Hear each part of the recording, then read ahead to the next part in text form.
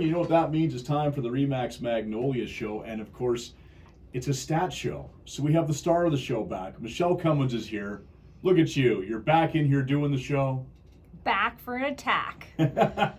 How did you like your dinner last night with Kelly and your mother-in-law? Well, I mean, it goes as well as a dinner with your mother-in-law can go. I'm just kidding. I get along great with my mother-in-law. It was National Women's Day, right? International Women's Day yesterday, yes. And did you celebrate at Remax Magnolia, being that there's a mostly female crew over there? Always. It's a lot of fun. Every day is International Women's Day there. Yeah, Paul and James, they have to watch their P's and Q's, I guess. And they do. No, they're really good, actually. Oh, it's a lot of fun. But yeah, it's been a good few weeks. I haven't been here in the chair or behind this mic in a few weeks, so good to see you. Yes, it's good to see you too. We got lots of different changes happening in the industry. We had an announcement, of course, Bank of Canada held their rates. Mm-hmm.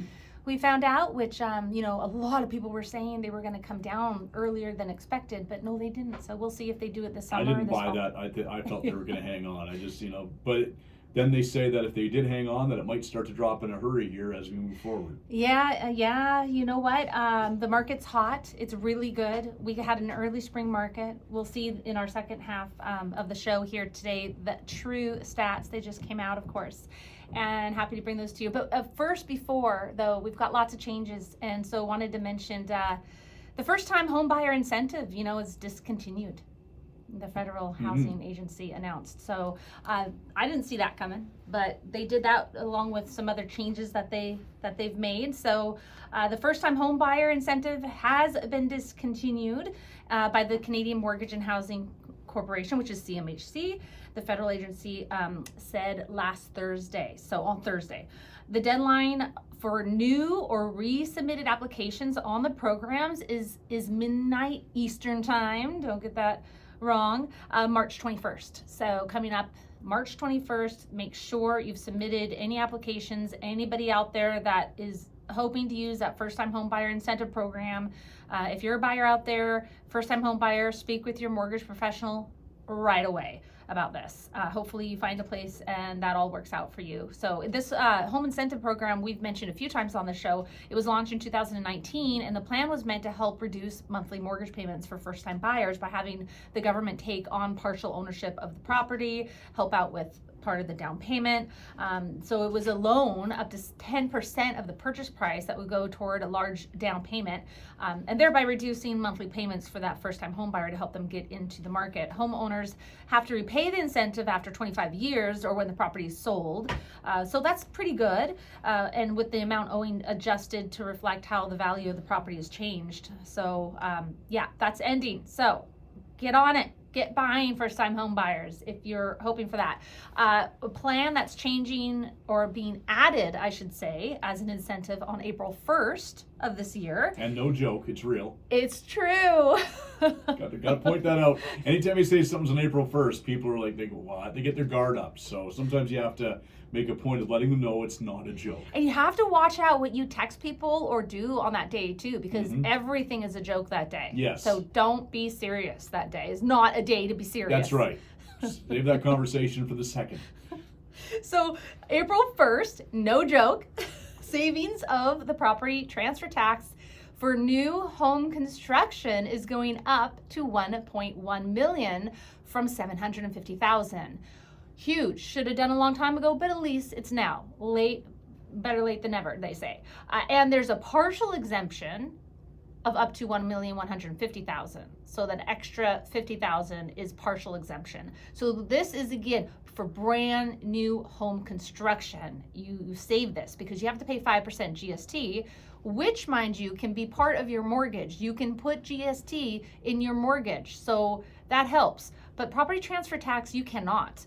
It's always over and above that purchase price, over and above your mortgage. So keep that in mind. This is a huge savings. So new home construction, great great thing there. And, you know, later on in the show, I'm going to mention my new listings and coming soon listings, but Harrison Highlands, the beautiful master plan community on Mount Woodside, Phase 3, we are launching in April. So you'll see some pre-marketing on it coming in this month, but we are opening up the show home.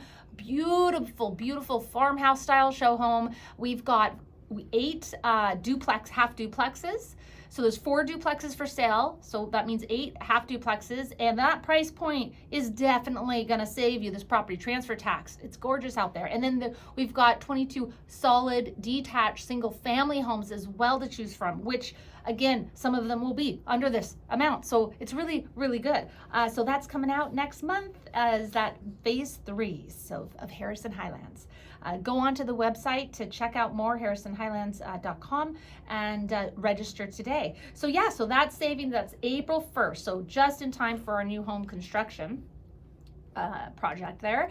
And beginning April 1st, first-time home buyers will receive, talking about property transfer tax continuation, they'll receive an exemption for homes worth up to $835,000. So that's new or used. This is for first-time home buyers only. Their savings again up to $835,000.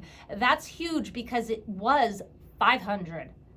So they're going from now 500 is a total exemption, and between 500 to 835 is a partial exemption. So that's how the government is rolling that out on April 1st. So good news for any new home construction purchasers and first-time home buyers. So even though they're taking away that home buyers incentive program, at least they're raising that threshold of the property transfer tax savings. So that's good. And another change that is happening in our world of real estate here in BC, it's called the BC Home Flipping Tax. Have you heard about that one? We have heard about that. I guess Paul was in here a couple weeks ago, the day that it was announced, and we very briefly touched on it, but we didn't probably give enough details as we should have, because we didn't have them all yet, because it literally was pretty much announced as we were going to air. Yeah, exactly. They were talking about it. It was announced, and it is going to start January 1st of 2025. So the proposed BC Home Flipping Tax applies to income you realize from the sale of properties in British Columbia if you have owned them for less than 2 years. The tax, which is subject to legislative approval, of course, is separate and distant from the federal property flipping rules and is not harmonized or administered with the federal of BC income tax. So the overview for this is the BC Home Flipping Tax. It's going to apply to income from BC properties sold on or after January 1st, 2025. Income from property purchased before the tax's effective date may be subject to the new tax if sold on or after January 1st, 2025, if the property is sold within 2 years, unless an exemption applies. So we got to stay tuned for more on how they're going to lay this out, because we have questions. The real estate industry professionals have questions about this anti-flipping tax, because what about pre-home construction? What about you're buying something that's going to be completed in a year and a half from the day you go into contract? Because the government has been known to say anything as of this date on that closes will be affected by it. Not when you actually went into contract on a property, but then what if they flip this? Well, flipping tax. What if they flip it on its head and say, no, actually, it's when you actually go into contract. So those who buy pre-sale, but they meant to assign their contracts. So a lot of people, as an investment, that's how they do it. They purchase pre-construction knowing they're not going to close on it, but they're going to assign it to a new buyer and make some profit on it. Typically, you got capital gains on any profit, from something like that, because if you do it as a business, obviously. But what if this now is an added 20%? That's the tax, 20%. So we don't know how this is going to look. What is this going to look like? We already know that the government is saying, trying to say that real estate isn't an investment when it certainly is. But they're making changes to how it is an investment, and this may wipe pre-sale home construction sales goodbye. This might change the whole face of signing contracts. So we'll see how that plays out. I'm sure, hopefully they have a task force and they're doing their due diligence on this. So how the tax will work. the BC home flipping tax will apply to that income from the sale of the property that was owned for less than 2 years. I've had somebody the other day ask me about, oh, we'll get into something temporary and then we'll sell it in a couple years when we're ready to retire. And, this is something we all have to think about now.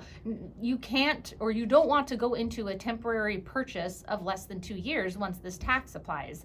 So you have to really think that way now, just so that you're not stuck in this, because 20% is a lot of money. It is. That's It's a lot of money you're leaving on the table there. Yeah.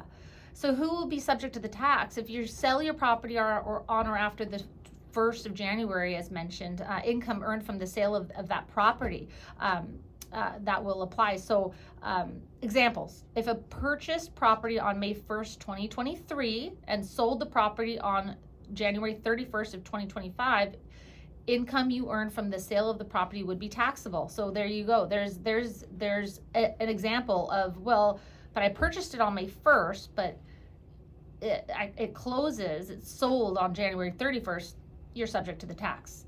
And if you decide not to sell a property until June 1st of 2025, then income you earn from the sale of the property would not be subject to the tax. So just a couple exemptions. Obviously, go on to the Government of BC Canada's website to learn more about this. But yeah, so there's more to come on that. Okay, makes sense. Well, we should probably take a break here because I know you got stats. I do. So we got to get to that here in just a minute. So people want more information. They want to see the listings. Obviously, they can come check out the window at First and James because you got all that beautiful display of all your listings. Yes, it's gorgeous. But they can also go somewhere online. Yes, and that is RemaxMagnoliaRealty.com. All right, we're back with more right after this.